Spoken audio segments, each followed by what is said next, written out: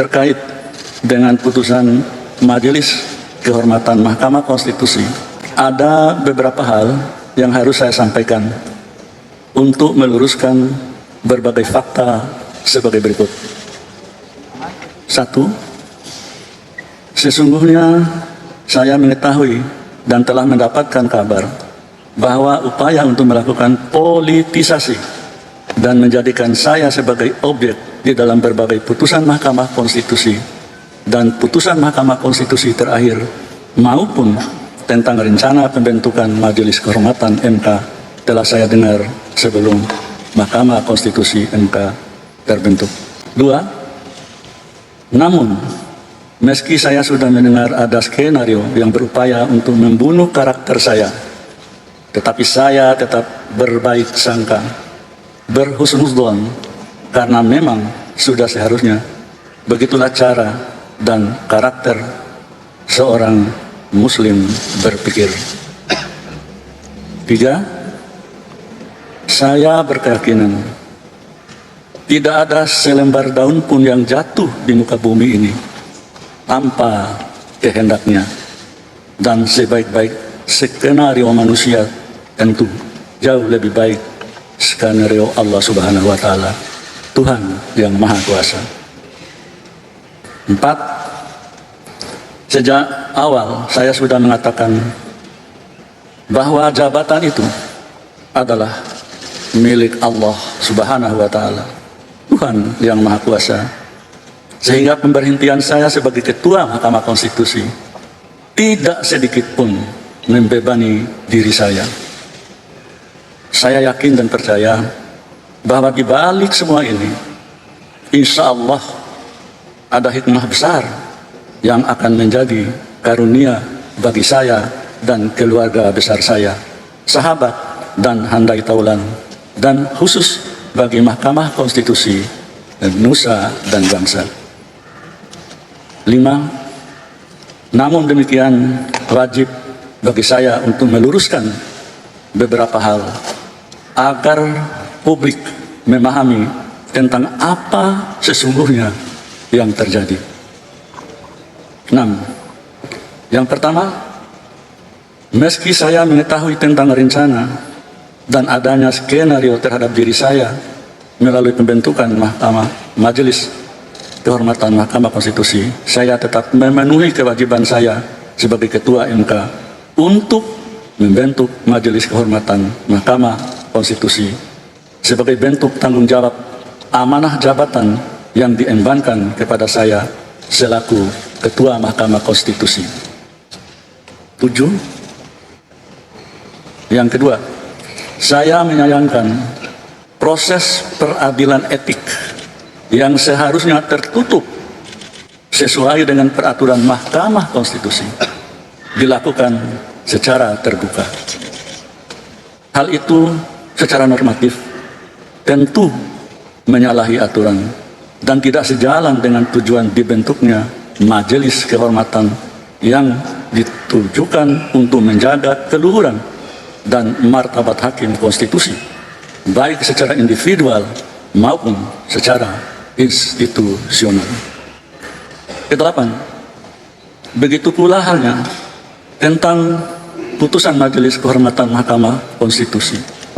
Meski dengan dalih melakukan terobosan hukum dengan tujuan mengembalikan citra Mahkamah Konstitusi di mata publik, hal tersebut tetap merupakan pelanggaran norma terhadap ketentuan yang berlaku. Namun, sebagai Ketua Mahkamah Konstitusi saat itu, saya tetap tidak berupaya untuk mencegah atau intervensi terhadap proses atau jalannya persidangan Majelis Kehormatan Etik yang tengah berlangsung. 9. Yang merupakan ketiga, penting untuk diketahui dan dipahami oleh seluruh masyarakat Indonesia bahwa saya adalah hakim konstitusi yang berasal dari Mahkamah Agung yang telah meniti karir sejak tahun 1985.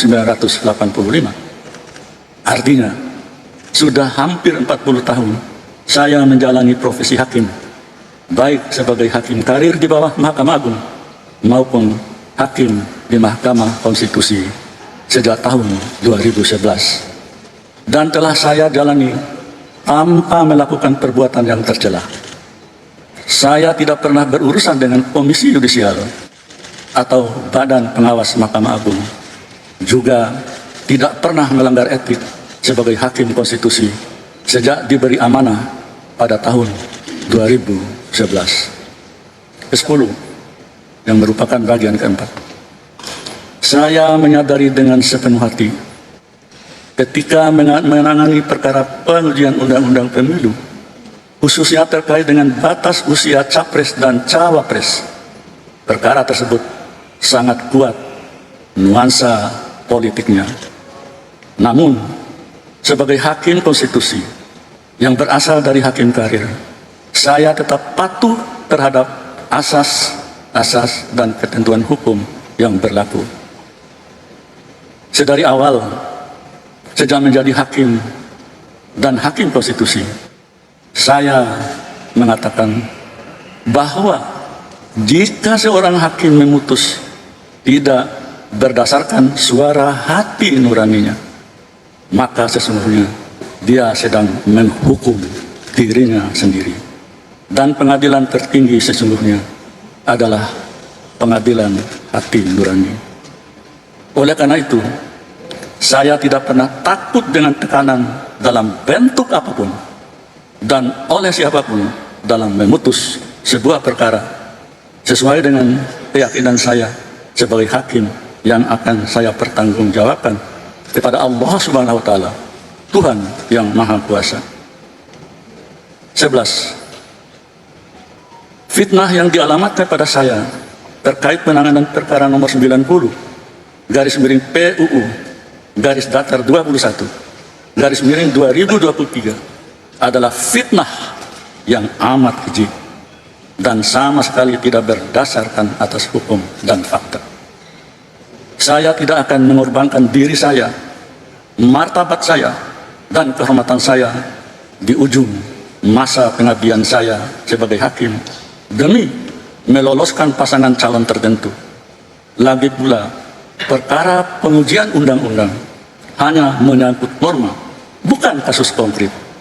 Dan pengambilan putusannya pun bersifat kolektif kolegial oleh 9 orang hakim konstitusi, bukan oleh seorang ketua semata. Demikian pula, dalam alam demokrasi seperti saat ini, rakyatlah yang akan menentukan siapa calon pemimpin yang akan dipilihnya kelak sebagai presiden dan wakil presiden, yang walaupun calon itu sudah ada di Lauhil Mahfuz. 12. Dalam penanganan perkara nomor 90 garis miring PUU garis miring 21 garis miring 2023 sebagai hakim karir, saya tetap mematuhi asas dan norma yang berlaku di dalam memutus perkara dimaksud. Terkait dengan isu konflik kepentingan, ini tolong dicatat, conflict of interest, supaya tidak terjadi salah persepsi rekan-rekan wartawan maupun seluruh rakyat Indonesia. Saya ulangi, dalam penanganan perkara nomor 90 garis miring PUU garis datar 21 garis miring 2023 sebagai hakim karir, saya tetap mematuhi asas dan norma yang berlaku di dalam memutus perkara dimaksud. Terkait dengan isu konflik kepentingan, conflict of interest, sejak era kepemimpinan Profesor Jimli Asyidiki dalam putusan nomor 004 garis miring PUU garis datar 1 garis miring 2003, kemudian putusan nomor 066 garis miring PUU garis datar 2 garis miring 2004, kemudian putusan nomor 5 garis miring PUU garis miring 4 garis miring 2006 yang membatalkan pengawasan Komisi Yudisial terhadap hakim konstitusi. Jadi sejak zaman Prof. Jimli, mulai tahun 2003 sudah ada pengertian dan penjelasan mengenai konflik of interest. Saya sambung.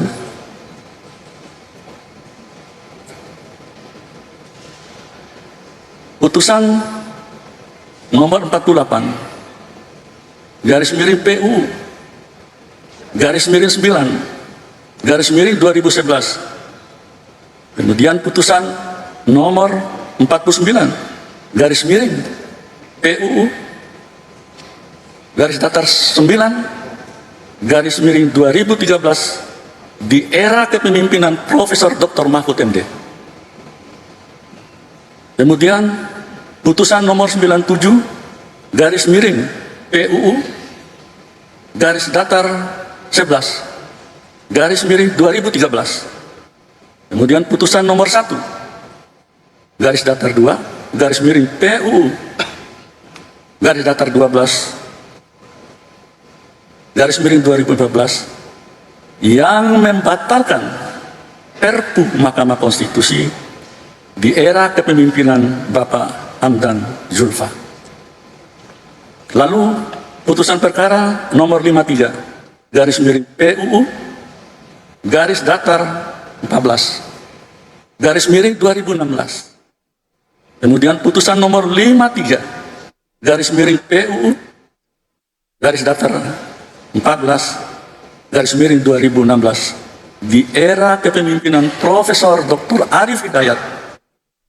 Selanjutnya putusan perkara nomor 96 garis miring PUU garis datar 18 garis miring 2020. Dalam putusan tersebut, maksudnya putusan 96 tahun 2020 itu, terhadap pengujian pasal 87A, karena norma tersebut menyangkut jabatan ketua dan wakil ketua, dan ketika itu saya adalah ketua MK dan wakilnya adalah Profesor Dr. Aswanto. Meskipun menyangkut diri saya tidak mempertahankan jabatan saya, namun saya tetap melakukan dissenting opinion, termasuk kepentingan langsung Profesor Dr. Saldi Isra dalam pasal 87B terkait dengan usia yang belum memenuhi syarat. Jadi adik-adik, rekan-rekan wartawan bisa melihat rangkaian cerita makna konflik kepentingan. Ternyata mulai dari tahun 2003 di era kepemimpinan Pak Jimli Asyidiki sudah ada. Dan itu ada beberapa putusan. Baik, saya sambung.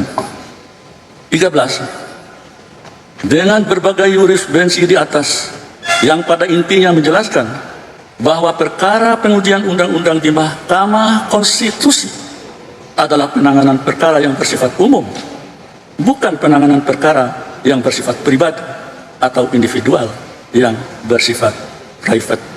Maka berdasarkan jurisprudensi di atas dan norma hukum yang berlaku, pertanyaannya adalah, apakah sebagai hakim konstitusi dan ketua Mahkamah Konstitusi saya harus mengingkari putusan-putusan terdahulu? Saya ulangi biar jelas. Apakah sebagai hakim konstitusi dan ketua Mahkamah Konstitusi saya harus mengingkari putusan-putusan terdahulu karena disebabkan adanya tekanan publik atau pihak tertentu atas kepentingan tertentu pula? Atau saya harus mundur dari penanganan perkara 96 garis miring PUU garis miring 18 garis miring 2020 demi menyelamatkan diri sendiri? Sebagaimana saya jelaskan di atas, jika hal itu saya lakukan, maka sama halnya saya menghukum diri saya sendiri, karena tidak sesuai dengan keyakinan saya sebagai hakim dalam memutus perkara. Bahkan secara logis sangat mudah bagi saya untuk sekedar menyelamatkan diri sendiri dengan tidak ikut memutus perkara tersebut, karena jika niat saya dan para hakim konstitusi untuk memutus perkara tersebut ditujukan untuk meloloskan pasangan calon tertentu. Toh juga bukan kami yang nantinya punya hak untuk mengusung calon presiden dan calon wakil presiden. Dan yang akan menentukan siapa calon pasangan terpilih kelak, tentu rakyatlah yang menentukan hak pilihnya melalui pemilihan umum. 14. Telah berulang kali saya sampaikan di hadapan publik nukilan ayat Quran dan kisah-kisah di zaman Rasulullah dan para sahabat tentang pentingnya berlaku adil, apalagi bagi seorang hakim. Namun fitnah yang keji justru datang kepada saya bahwa saya dianggap menggunakan dalil agama untuk kepentingan tertentu. Na'udzubillah min dzalik. Padahal hal tersebut saya lakukan karena merupakan keyakinan saya sebagai seorang muslim dan berlatar belakang yang merupakan alumni pendidikan guru agama. 15. Saya tidak pernah berkecil hati sedikit pun terhadap fitnah yang menerpa saya, keluarga saya selama ini. Bahkan ada yang tega mengatakan MK sebagai mahkamah keluarga. Masya Allah, mudah-mudahan diampuni oleh Allah Subhanahu wa Ta'ala. Namun fitnah keji yang menerpa saya bahwa saya memutus perkara tertentu berdasarkan kepentingan pribadi dan keluarga, hal itulah yang harus diluruskan.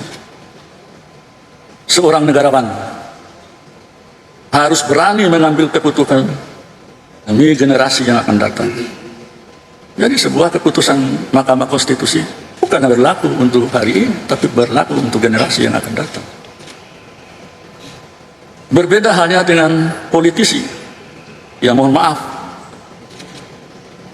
yang mengambil keputusan berdasarkan kepentingan pemilu yang sudah menjelang putusan Mahkamah Konstitusi.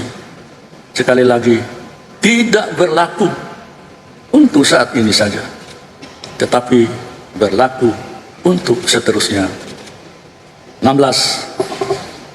Saat ini harkat, derajat, martabat saya sebagai hakim karir selama hampir 40 tahun dilumatkan oleh sebuah fitnah yang amat keji dan kejam.